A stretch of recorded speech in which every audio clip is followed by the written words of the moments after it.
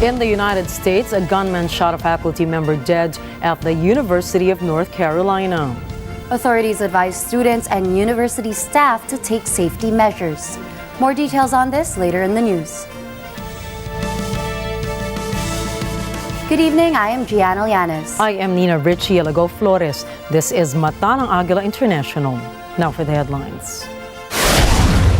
Marcos administration greenlights law to boost Philippine healthcare services.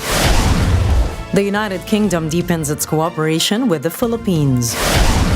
The United States, Japan, and South Korea hold maritime drills in Jeju Island as Pyongyang fortifies its Navy forces. Guatemala's highest electoral tribunal ratifies Bernardo Arevalo's presidency. And European Union is preparing for the accession of its new members by 2030.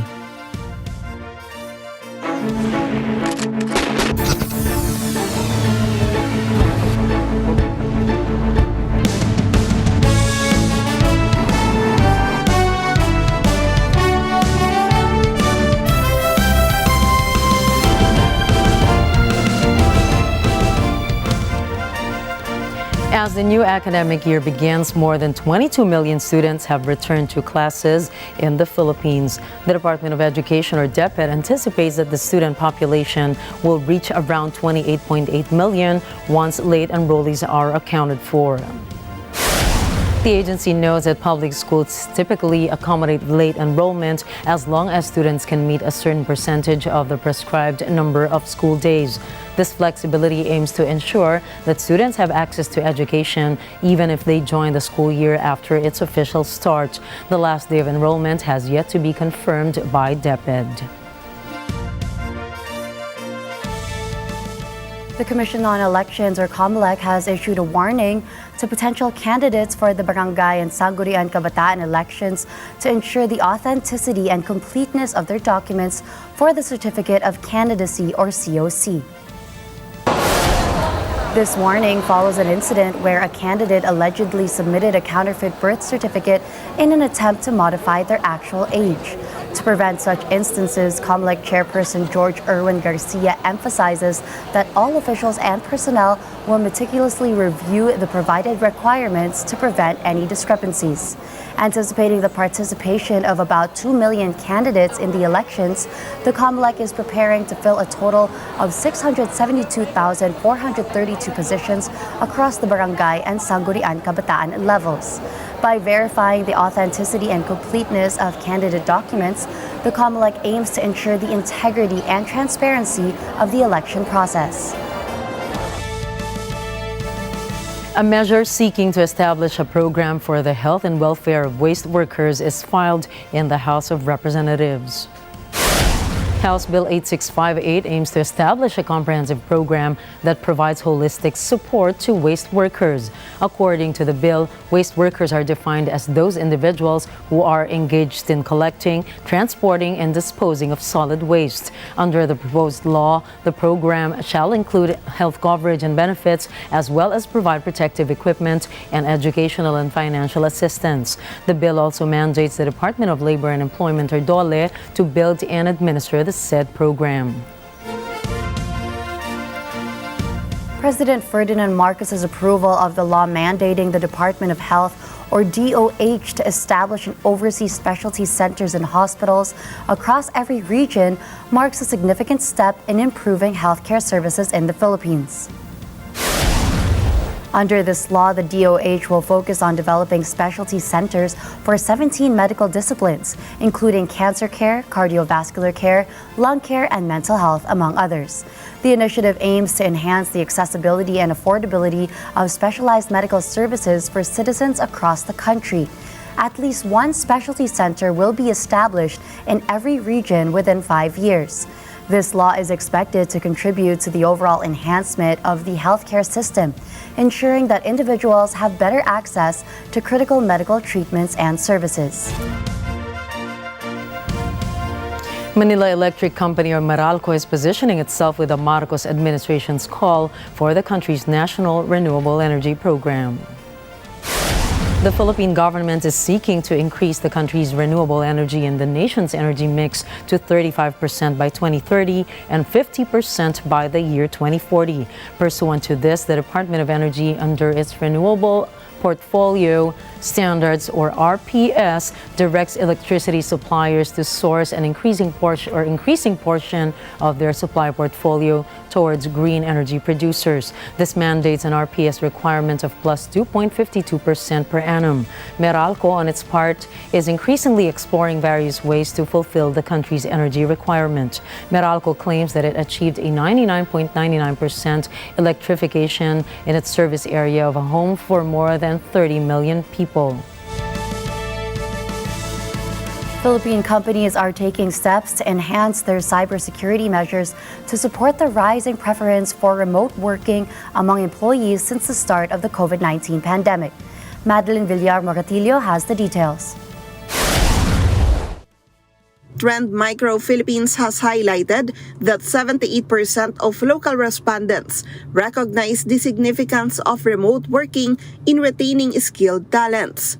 However, the expansion of remote work has also led to an increase in digital threats as hackers have a larger attack surface to exploit. One common tactic employed by cyber criminals is sending emails containing suspicious links to the business email accounts of remote employees. To counter these emerging complexities, experts recommend assessing risk and implementing robust cybersecurity measures to mitigate potential threats. As remote work continues to shape the modern workforce, safeguarding digital assets and data remains a critical priority for businesses. Madeline Villar-Moratillo for Mata ng Agila International. Trusted, connected, on point.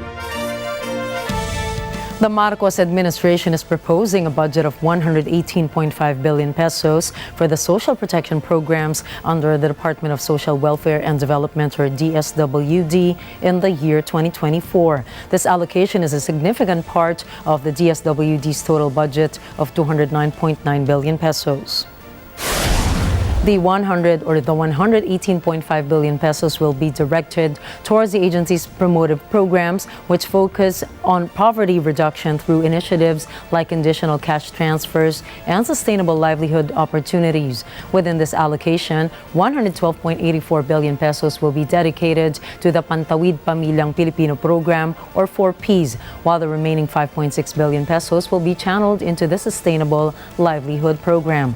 The administration's overarching goal is to lower the poverty rate in the country to a single-digit figure, or 9%, by the year 2028. By investing in social protection programs and sustainable livelihood initiatives, the administration aims to improve the overall well-being of the Filipino population and contribute to the country's socio-economic development.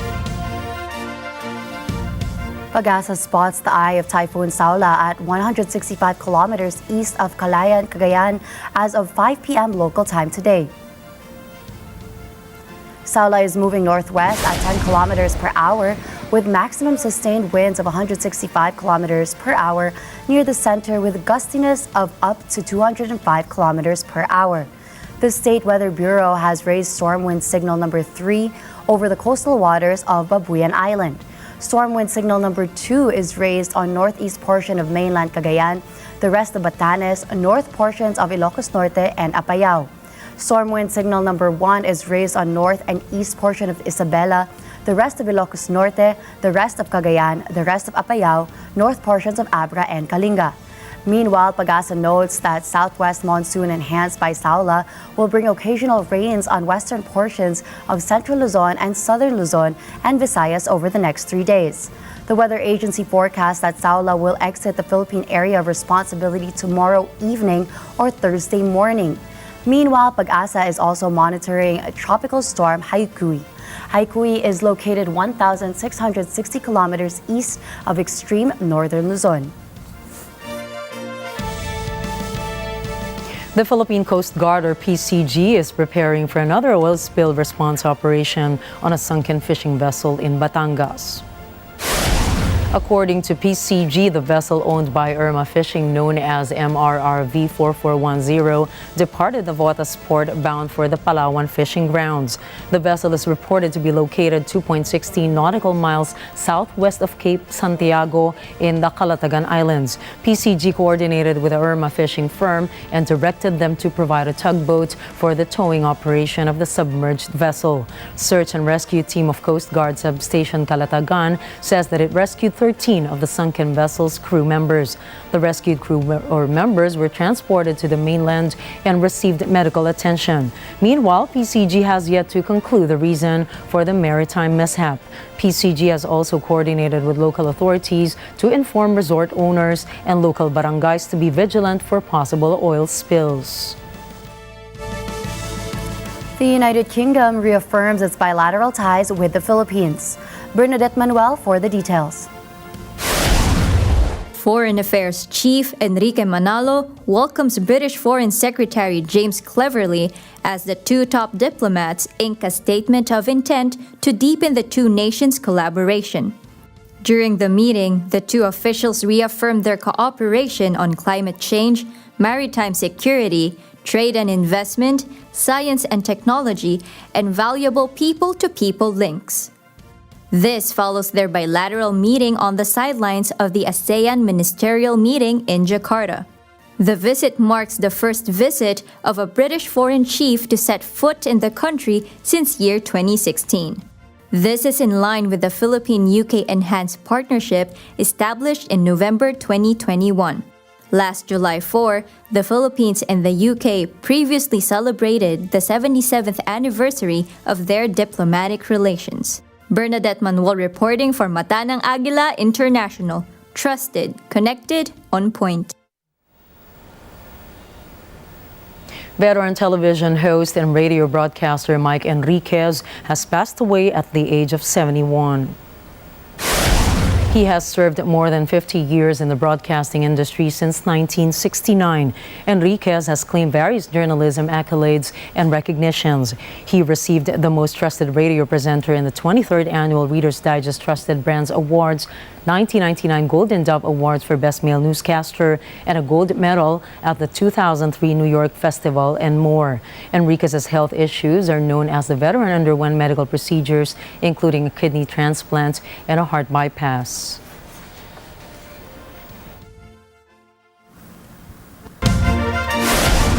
Coming up, the U.S. holds a joint military drill with its allies in the Korean Peninsula. Ukraine commits an act of friendly fire in the Donetsk region. And the European Union is opening its doors to new members.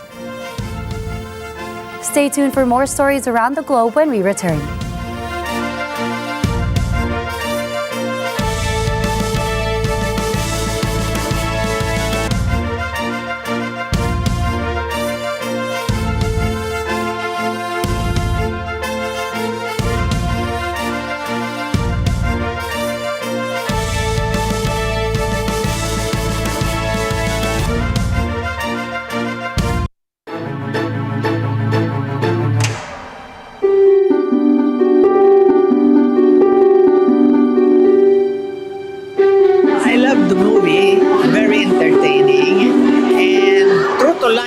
I hope it gets enough audience to see it, to see also the life of a senior citizen.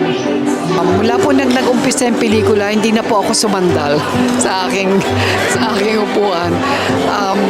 Because the movie really tugs at your heart and lifts up your spirit. It's something that we need in this day and age. Wala na oh. Kanina iyak ako ng iyak Maiibigan ng lahat at matatouch kayong mabuti sa ganda ng pelikula at galing ng mga artista na nagsiganap sa pelikulang ito. Super relate ako. Nakita ko ang sarili ko kay Lydia. Salamat sa Net25. Bobby is such a good character. Hinahanap namin si Bobby namin sa buhay namin. It's a type of movie na wala ka nang hahanapin pa. I like to encourage all of you, hindi lamang yung mga senior citizen at elderly, kundi pati yung mga kabataan, panoorin natin ang first screening.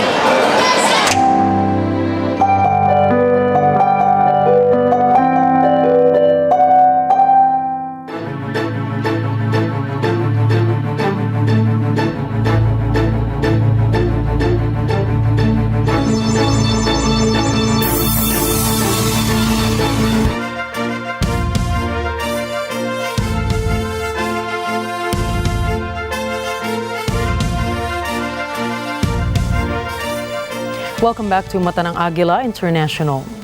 Japan decries China's harassment over the recent Fukushima water release. This is after the Chinese embassy in Tokyo received numerous threatening phone calls. Japanese Foreign Minister Yoshimasa Hayashi calls for China's attention to urge its citizens to act calmly and responsibly.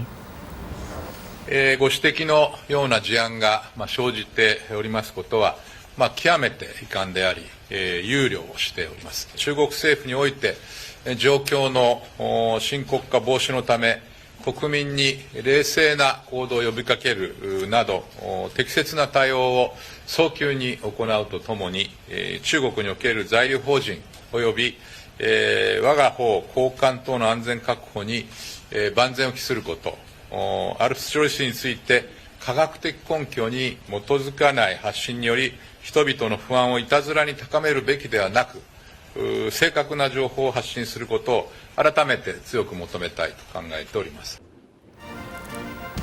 Meanwhile, China's foreign ministry says that Japan is to blame for the tensions built over the Fukushima wastewater release. 日本政府无视国际社会的强烈质疑和反对，单方面强行启动福岛核事故污染水排海，引发各国人民强烈愤慨。这是导致当前局面的根源所在。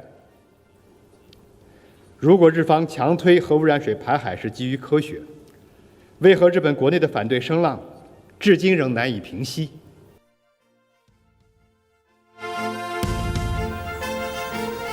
The United States, South Korea, and Japan staged a joint maritime missile defense drill off the Korean peninsula Tuesday. The three nations conduct their exercise in the international waters off South Korea's southern Jeju Island, seeking to improve their ability to detect and track targets. Pyongyang, however, accuses Washington and its allies of creating the most unstable waters with the danger of a nuclear war. The drill is in line with the three nations' regular joint Navy drill, which was previously declared on the August 18 Camp David summit.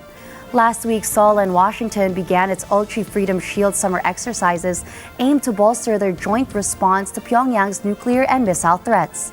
Meanwhile, North Korea described the drills as a rehearsal for war.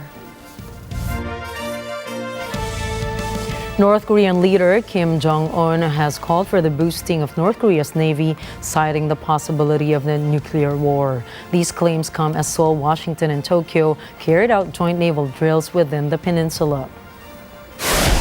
Kim slammed growing trilateral cooperation between the nations, saying that they have steadily been conspiring against the sovereign nation for months. He also accused the West of being more aggressive than ever by conducting joint naval exercises and deploying nuclear strategic assets in their surrounding waters. Kim acknowledged that the North's Navy had not been armed with up-to-date weapons and combat equipment, but said that this shouldn't be a limitation for the agency, as it had managed greater achievements than the country's better-funded army. He also pledged that the Navy would be given new weapons as part of North Korea's policy for expanding tactical nuclear weapon operations, citing that the Navy would become a key component of nuclear deterrence within their waters. North Korea has conducted a record number of weapons tests this year, and last week carried out its second attempt to put a spy satellite onto orbit, although it ended in failure. Kim has declared North Korea to be an irreversible nuclear power and has called for ramped-up arms production, including tactical nuclear weapons. Gang members in Port-au-Prince opened fire on a crowd marching to protest criminal mayhem in their district. The march was organized by religious leader Marco Zidor, who gathered his followers with machetes and sticks to march toward an area that are being held by members of the Canaan gang. However, presumed gang members opened fire with rifles as the crowd arrived. The demonstrators bypassed the security arrangements and still arrived in the desired areas to confront the members of said gang. Police said the confrontation left several demonstrators shot dead, some were wounded, and some held hostage. Human rights groups called on prosecutors to crack down on those responsible, noting that incitements to violence are criminal acts. The death toll from the attack remains unknown. French President Emmanuel Macron has reiterated that France will stand firm in its condemnation of the military leaders in Niger, and despite an ultimatum from the leaders to leave the country, France's ambassador will remain in place. President Macron confirms that the French envoy will continue to operate in Niamey, the capital of Niger, even after being given a 48-hour deadline to depart the country. He also expresses France's support for any military action undertaken by ECOWAS in Niger. Niger's military leaders have criticized the actions of the French government, asserting that they are against the interests of Niger. 3 people convicted of their involvement in the 2016 vehicle bombing in Baghdad have been handed a death sentence verdict. The Islamic State group, or IS, had admitted to carrying out the attack that led to the deaths of more than 300 people on a night out. It was the deadliest single bombing in Iraq since the U.S.-led invasion in 2003. Ghazwan al-Zawba'i, who was the IS mastermind behind the attack, was among those put to death. The then Prime Minister Mustafa al-Kadhimi accused Zawba'i of being the primary culprit behind that attack and a string of other bombings that occurred during the same time frame. Prime Minister Mohammed Shia al-Sudani's office said that the executions were carried out during the weekend. The Prime Minister informed victims' families that the rightful punishment of death sentence had been carried out against 3 key criminals found guilty of their involvement in the terrorist bombing. Anti-government protests in Syria are continuing for a second consecutive week. The rare protests are demanding an end to President Bashar al-Assad's regime. Rose Papaangelis reports. Hundreds of people took to the streets over deteriorating living conditions. The dissent now poses a big challenge to Assad, whose party has been in power since a 1963 coup. The protests began 10 days ago and show no sign of ending soon. A government decision to end fuel subsidies sparked the demonstrations. After more than a decade of civil war, Syrians have been struggling with a crippling economic crisis. The country is enduring soaring prices for food and other basic necessities. Assad's government blames Western sanctions for the inflationary spiral. Rose Papaangelis from Agila International, trusted, connected, on point. Russia's defense ministry has announced that Russian fighter jets were dispatched to intercept 2 U.S. reconnaissance drones flying over the Black Sea. Russia's Federal Security Service, or FSB, indicts a former employee of the U.S. consulate in Moscow, accusing the individual of collecting information related to the war in Ukraine and other subjects on behalf of Washington, D.C. The FSB plans to question U.S. diplomats stationed in Moscow who had interactions with the accused person. The U.S. State Department has dismissed the charges as unfounded and has criticized the FSB's intention to question U.S. diplomats. Russian Foreign Minister Sergei Lavrov and Turkish Foreign Minister Hakan Fidan are scheduled to hold talks in Moscow. The talks are aimed at addressing various issues, including Turkey's efforts to persuade Russia to reinstate the Black Sea grain deal. Another Ukrainian shelling incident has occurred in Donetsk, Russia, resulting in the destruction of homes in a residential area and causing multiple injuries. RT correspondent Roman Kosarev tells us more. 6 civilians were wounded overnight as Ukrainian nationalists shelled residential areas of Donetsk once again. One of the shells destroyed this house where we are in right now. They used multiple launch rocket systems. In this particular instance, Ukraine used 122 millimeter caliber Soviet-made Grad missiles. However, elsewhere in Donetsk, Ukrainian nationalists were using 155 millimeter caliber NATO-made weapons, including cluster munition. Был осуществлен обстрел Куйбышевского района города Донецк. The Kuybышevsky district of the city of Donetsk was shelled, presumably with Grad rockets targeting only the residential sector where civilians live. The Donetsk People's Republic representatives found relevant fragments at the scene of the incident, which will be handed over to the investigative authorities for further examination. The shell went through the roof and started a fire. The roof burned out completely. The house, unfortunately, is no longer suitable for living. Such destructions have become a typical scene for Donetsk. Take a look at this. This is a shell from a multiple launch rocket system called Grad, and these are the types of fragments that could be found absolutely anywhere around here. Now, this thing can pierce a man's or woman's body. It can kill a person instantly. Thankfully, during the shelling, there was no one in this house in particular, so miraculously, there are no victims.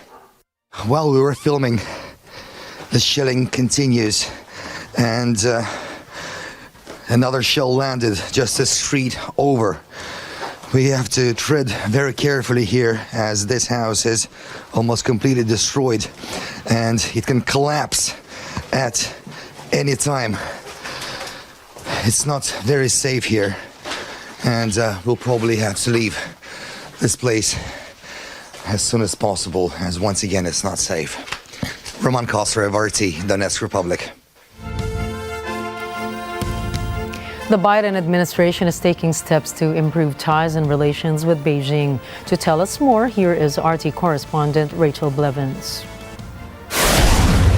Just days before Raimondo left for Beijing, the Commerce Department's Bureau of Industry and Security announced the removal of 27 Chinese entities from its unverified list, which restricts access to exports from the U.S. The Biden administration also confirmed it is seeking a 6-month extension to the 1979 Science and Technology Agreement ahead of its August 27th deadline. The landmark deal was first made when Washington and Beijing normalized diplomatic ties more than 40 years ago, and it has been extended every 5 years ever since. The fact that the U.S. is only asking for 6 months this time will no doubt send a message to China, as a spokesperson from the State Department confirmed. This short-term 6-month extension will keep the agreement in force while we seek authority to undertake negotiations to amend and strengthen the terms of the Science and Technology Agreement. It does not commit the United States to a longer-term extension. But while the Biden administration may be taking a few small steps to make it look like it is trying to improve ties with China now, that doesn't undo the new set of export controls put in place by the Commerce Department last October, which banned Chinese companies from buying advanced chips and chip-making equipment without an approved license. Those rules were just the latest phase in the ongoing U.S. tech war on China, and as is often the case, the U.S. didn't just impose these rules for its companies, it also threatened its allies into submission, with countries like Japan and the Netherlands joining in. But some experts argue that Washington's policies will end up hurting the U.S. in the long term. The more the U.S. sanctions China, the harder China will try to make rapid technological progress. China will provide more national support for the goal. Then it will pose a crisis to South Korea, given China's abundant talent and raw materials. China has not stayed silent, and last month, Beijing imposed a few export controls of its own on gallium and germanium, two raw materials that are critical to the chip-making industry. It just so happens that China is both the world's largest producer of gallium and one of the top producers of germanium. And in 2021, the U.S. relied on China for more than half of its supply of both of those raw materials. But as Biden has shown no significant signs of backing down or pursuing peace in the U.S.-led tech war that he once criticized Trump for, it leaves the world with countless questions about the future of innovation and how it stands to be impacted by the current battle between the world's two largest economies. Guatemala's Supreme Electoral Tribunal ratified the victory of center-left candidate Bernardo Arévalo in the country's presidential election. The 64-year-old ex-diplomat and son of a former president won the second-round runoff election by a landslide after prosecutors had earlier threatened to bar his party from the election. Electoral Tribunal officials declared Arevalo the victor at a press conference, then faced questions about a document from the Citizens Registry published in the media that ordered a temporary suspension of Samia's legal registration. Arevalo said he expected a call from current President Alejandro Giammattei to coordinate the transition and to take up the presidency alongside his deputy Karen Herrera on the 14th of January 2024. Mexican President Andres Manuel Lopez Obrador congratulated Arevalo on the win in a government statement, expressing concern over the different claims seeking to undermine the popular will as expressed in the polls. The president of the European Council has told an international forum that the European Union should prepare to admit new members from Eastern Europe and the Balkans by 2030. Ken Cruz has the details.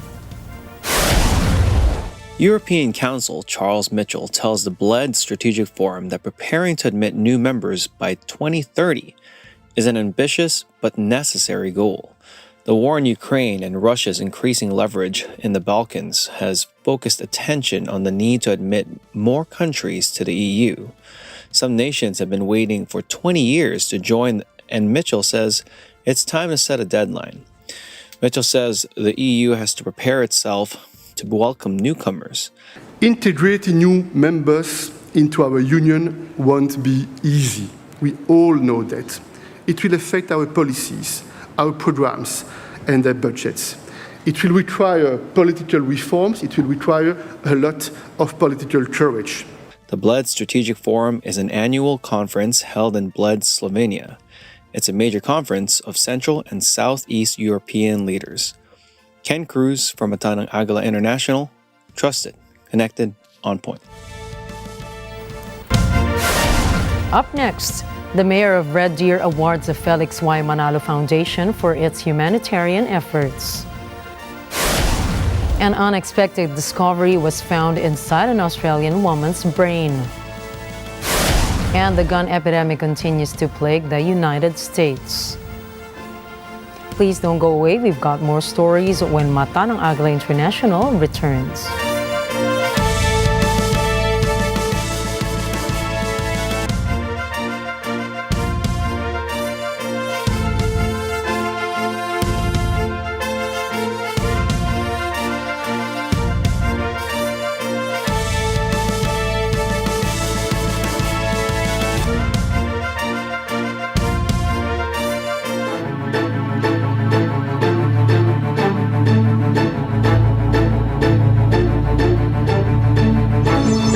Sa lahat ng problema, walang uurungang reklamo.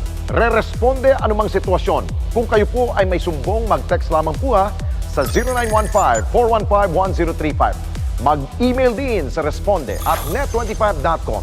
Pwede rin kayo magpadala ng inyong mensahe sa ating pong Facebook page at Net25TV. Walang imposible at lahat may solusyon sa mga totoong certified e-responder.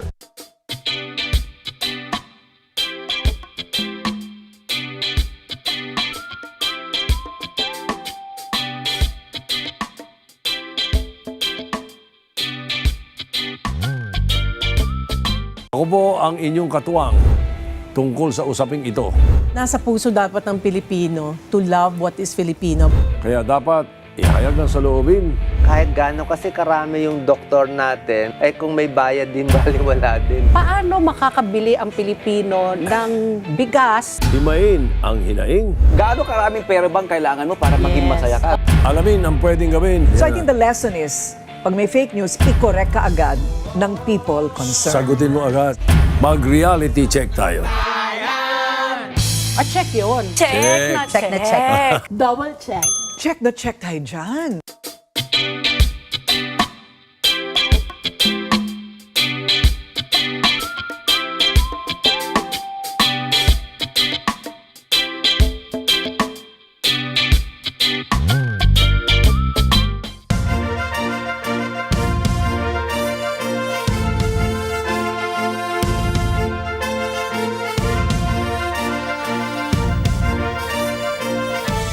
The Felix Y. Manalo Foundation of the Iglesia ni Cristo Church of Christ receives recognition for its humanitarian efforts in Red Deer City, Canada.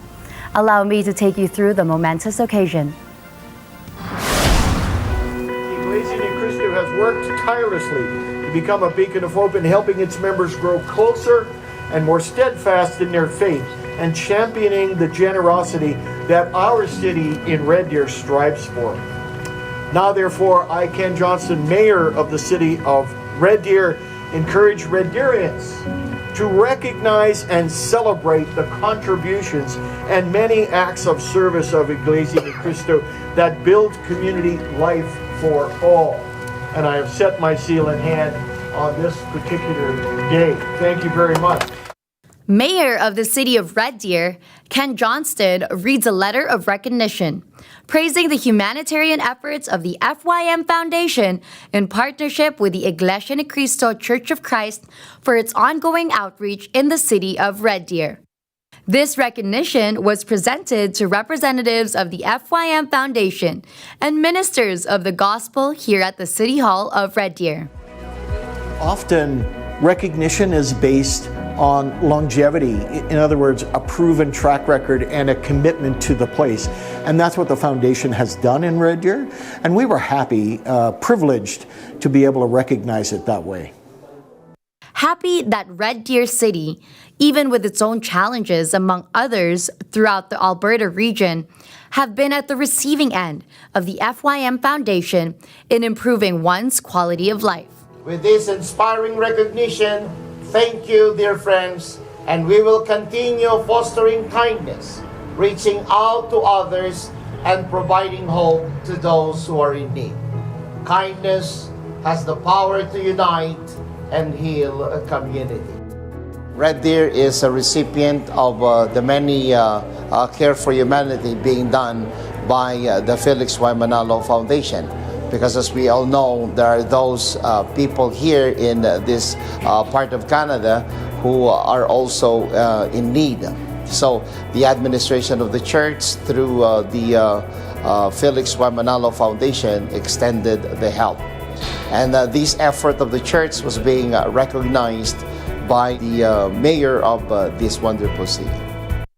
After receiving the recognition, the FYM Foundation further proves their genuine concern for others by providing monetary donations to 5 organizations that were all part of the ongoing commitment of the FYM Foundation in helping the community of Red Deer. I just wanted to say thank you from Ronald McDonald's House Charities Alberta. Thank you to the Church of Christ for supporting us today. Thank you for supporting families who are traveling to access medical care. I was amazed at how widespread your organization reaches. It was really good to see how much you guys care about the community, and you're not just cared about certain people, certain religions. You're helping everybody, and that's really great to see. Usually churches goes to underprivileged, underserved communities, but you are helping somebody who can. You recognized us. That's a very, very humbling thing for us. We are very grateful to receive the donation. Contribution will go to good use. The mayor himself recognized the Church of Christ and the Felix Y. Manalo Foundation that exemplify and uphold compassion, generosity, and respect. And with news of this momentous event reaching more people in the community of Red Deer, this humanitarian award given to the FYM Foundation continues to serve as a testament of gratitude for this work of compassion impacting communities like here in Red Deer, seen through the dynamic leadership of the Executive Minister, Brother Eduardo V. Manalo. Brother Eduardo Manalo, thank you so much. Brother Glacerio Santos IV, thank you. And on behalf of City Council, the City of Red Deer, and the citizens we serve, we thank you. I would like to extend my congratulations to the Iglesia ni Cristo Church of Christ on the occasion of your recent 109th anniversary of your establishment in the Philippines and the 51st anniversary in Canada, which is amazing. And with this humanitarian award given to the FYM Foundation, its commitment to its ongoing humanitarian efforts remains firm in doing good whenever and wherever possible. Gianna Lianes reporting for Mata ng Agila International. Trusted, connected, on point. Some disappointed faces as a nearly 200-year-old time capsule is opened at a U.S. military academy. Staff and students had been anxiously waiting to look at the contents of a lead box discovered several months ago at the base of a monument on the West Point campus. Thomas I. Likeness has the report. That thing has been sitting undisturbed for 194 years right here at West Point. That's a senior military officer at West Point warming up the crowd. After the build-up, staff and students watch as the lead box, which has been sitting for nearly 2 centuries, is opened. West Point archaeologist Paul Hudson donned rubber gloves and a face mask in preparation. The box is opened. He looks inside. And what does he see? Let's take a peek as well. So the box didn't quite meet expectations. That's right, it's empty. Turns out all there is in the bottom is a layer of silt. So, Paul, any thoughts? You know, there's more to this story, I think, than what we're seeing here. Obviously, they built the box. They put it in the monument. They wanted us to find it. They went to all that trouble. It seems like a lot to go through to then put nothing in it. There had been speculation that the cadets back in the 1820s might have put some personal effects in it. You know, maybe some coins, medals, maybe even a flag.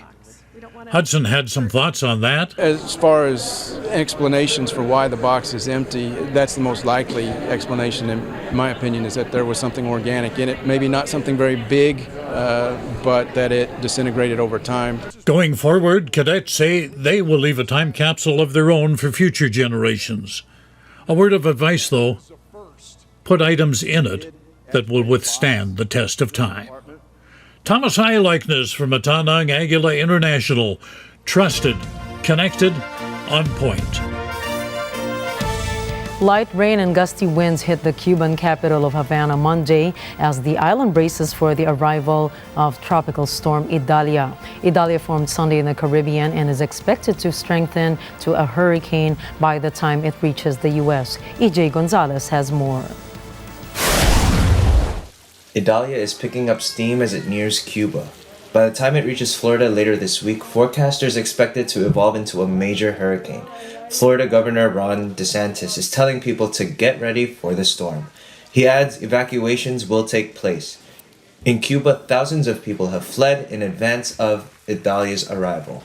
Once Idalia leaves Cuba, it will experience what scientists call a marine heat wave. The storm will be moving over waters with a temperature near 31 degrees Celsius, and the heat from the water will energize the hurricane, making it more catastrophic.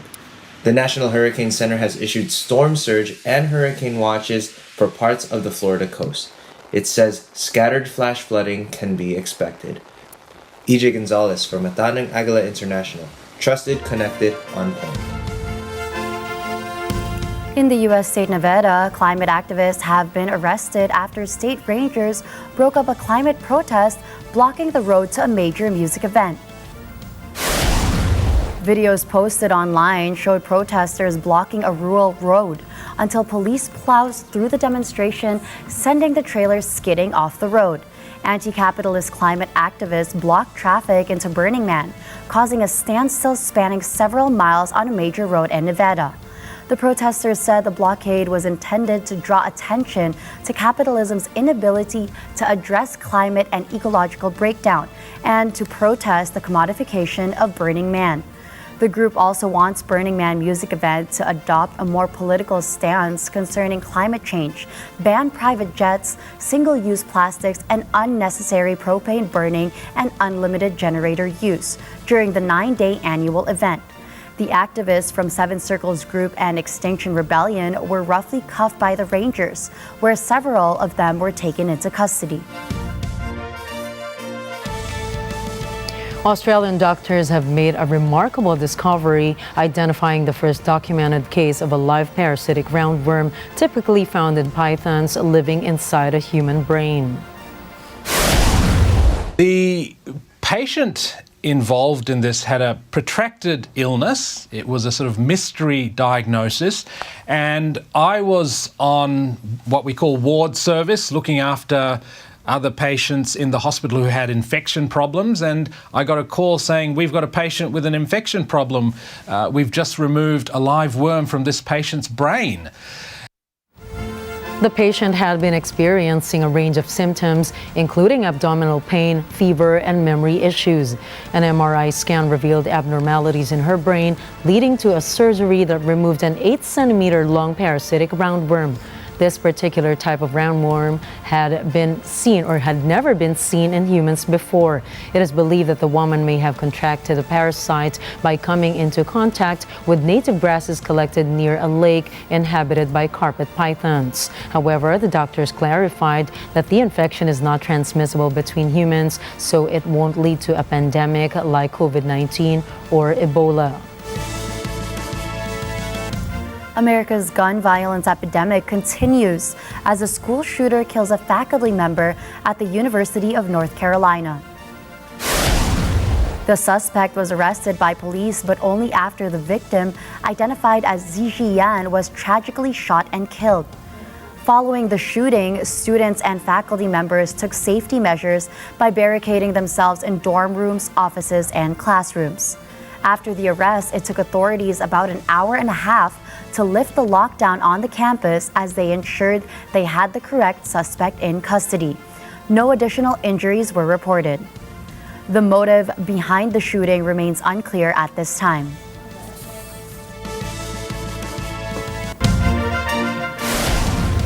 Coming right up, Simone Biles makes U.S. gymnastics history. The world is watching as Arthur Ashe Stadium hosts the U.S. Open. And Monday first screening hits more than 100 cinemas nationwide.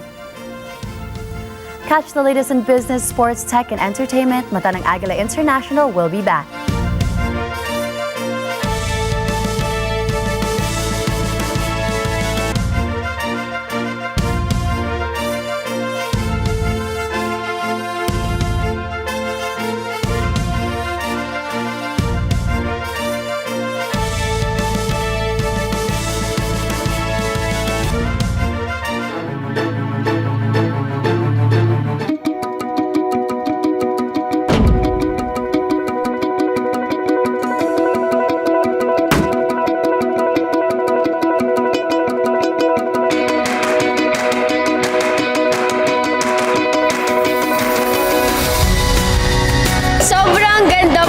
sobrang saya po. Nakakakilig din yung movie po. Na-enjoy po namin yung movie. Actually, kinilig kami sa pelikula. Oo, napaiyak pa nga siya.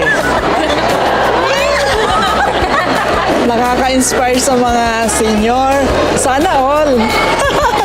Monday first screening! Nakaka-relate kami. Napakarami po naming life lessons na natutuhan as part of the Gen Z ng mga students ngayon. Napaka-eye-opener po ng story nila Lids and ni Bob. Kaya napaka-laking tulong po nito sa mga makapanonood. Sobrang ganda po talaga.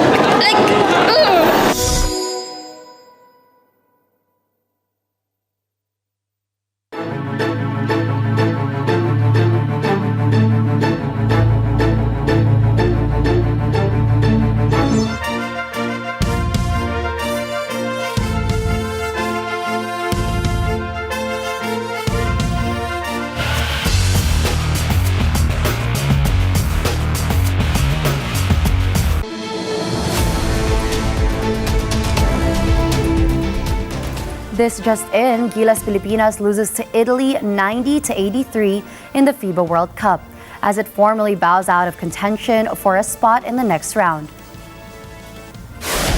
Needing at least a 12-point victory to progress, Gilas did not come close to that margin as Italy finally found its shooting touch in the tournament during the second quarter after a solid showing by the host team in the first. Despite ending up winless in the first round of the group stage, Gilas will play on in the classification phase, where the lone spot for Asia in the 2024 Paris Olympics remains at stake.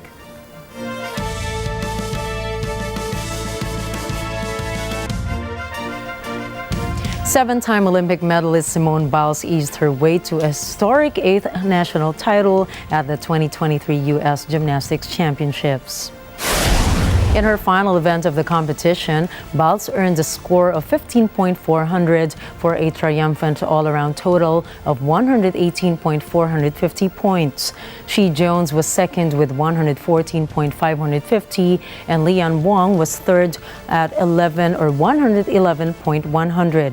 With the feat, Biles broke the record for most all-around titles for a man or woman set by Alfred Joachim, with his seventh in 1933 and matched by Biles in 2021. 10 years after winning her first U.S. all-around title, the 26-year-old Biles became the oldest woman to seize the national all-around title. Biles' triumph came in just the second competition of her return from a 2-year break, which followed her withdrawal from the multiple events at the pandemic-delayed Tokyo Olympics in 2021. Now she is set to contend again at next month's World Championships in Antwerp and the Paris Olympics next year.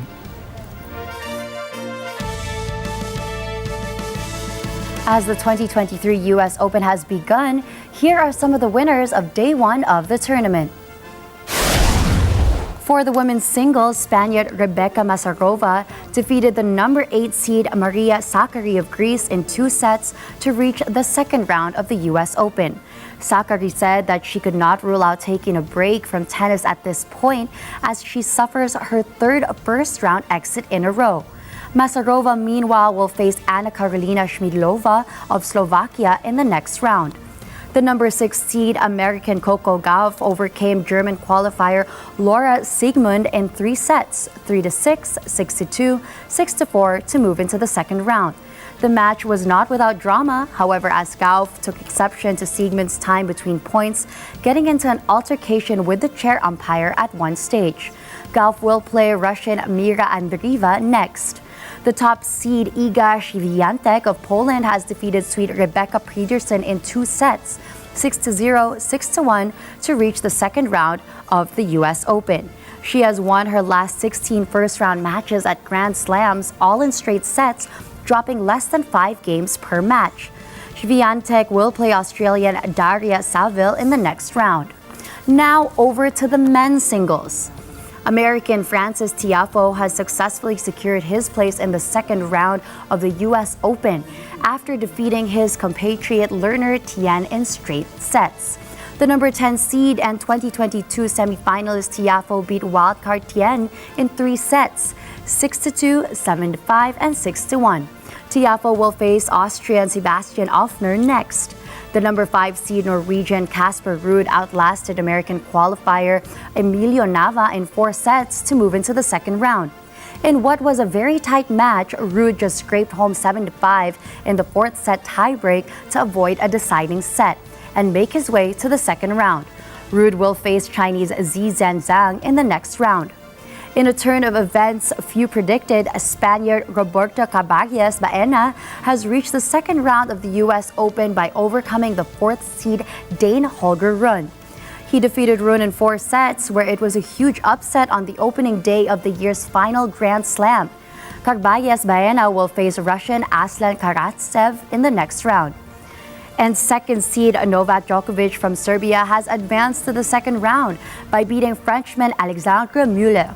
He defeated Müller in 3 sets, 6-0, 6-2, and 6-3. Djokovic, who is now guaranteed to return to the number 1 spot, will play Spaniard Bernabe Zapata Miralles for a place in the third round.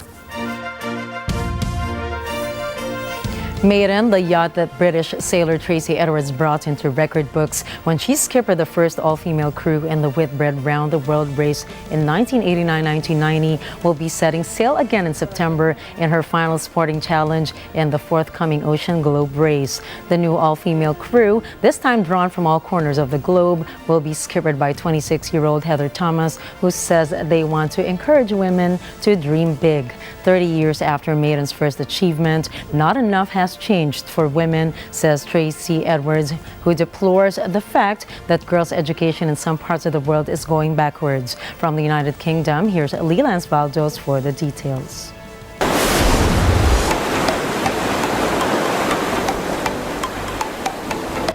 "33 years after British round-the-world yacht swimmer Tracy Edwards and her all-female crew sailed into Southampton to a hero's welcome, her yacht named Maiden is about to embark on a final race. The yacht, built in 1977, will be retired next year after she has competed in this year's Ocean Globe race, or the Whitbread successor, which will start from Southampton on the southern English coast on September 10th. When we raced in the 1989-90 Whitbread Round the World race. So everyone thought we were going to die, and it was totally impossible for women to sail around the world. Hard to remember that time. But we won 2 legs and we came second overall. And yeah, really, I think changed a lot of people's minds. Got lots more women into sailing, which was fantastic. Once again, Edwards, whose Whitbread crew was the first all-female team to take part, has put together a women-only lineup, this time drawn from all corners of the globe. The crew, skippered by the 26-year-old Heather Thomas, includes yachtswomen from India and Antigua, as well as an Afghan filmmaker.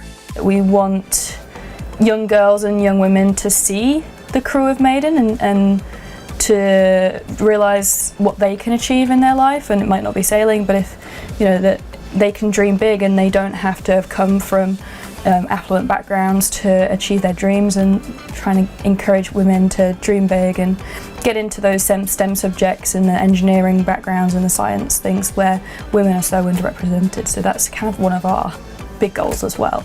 Since Maiden's restoration, Tracy has been sailing the boat around the world as part of her charity work to promote girls' education and empowerment. The subject is close to Tracy's heart after her own experience of discrimination as a young yachtswoman in a male-dominated sport. Reporting here from London, United Kingdom, I am Leland Valdos for Agila International. Trusted, connected, on point.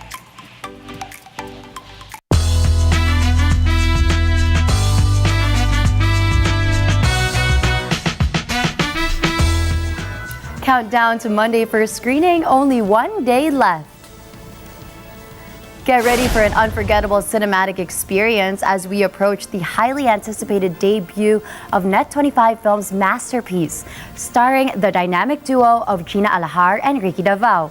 Starting this Wednesday, the 30th of August, immerse yourself in the magic of their on-screen chemistry at nearly 120 theaters spanning the Philippines. Gina Alahar and Ricky Davao, 2 accomplished actors with a wealth of experience, come together to bring you a love story that's tailor-made for the silver screen. The intensity of their performance is bound to leave you captivated, making this a film you won't want to miss.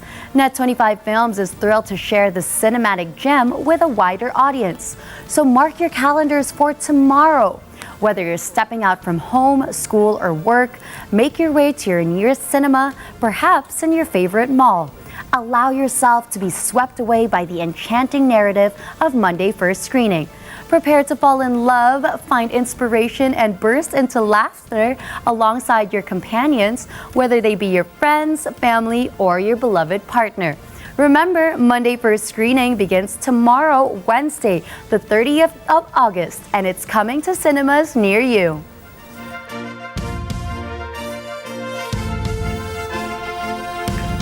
Something to line up for the week. Yes. And to send you off tonight, here's a quote from American actor Chadwick Boseman. Purpose crosses disciplines. Purpose is an essential element of you. It is the reason you are on the planet at this particular time in history. He was definitely one of my favorite actors of all time. I love how he talks about purpose, because that really is what all we need in life. That's what motivates us in life. And it is something that when you lose, you will lose yourself completely. And it's okay if you're still looking for that purpose or if you've already found it. It can be a lifelong journey for some. Perfect. And that's a wrap for tonight's news. Catch the latest updates on our social media channels. I am Gianna Llanes. I am Nina Richie Alagao-Flores. This is Mata ng Agila International. Trusted, connected, on point.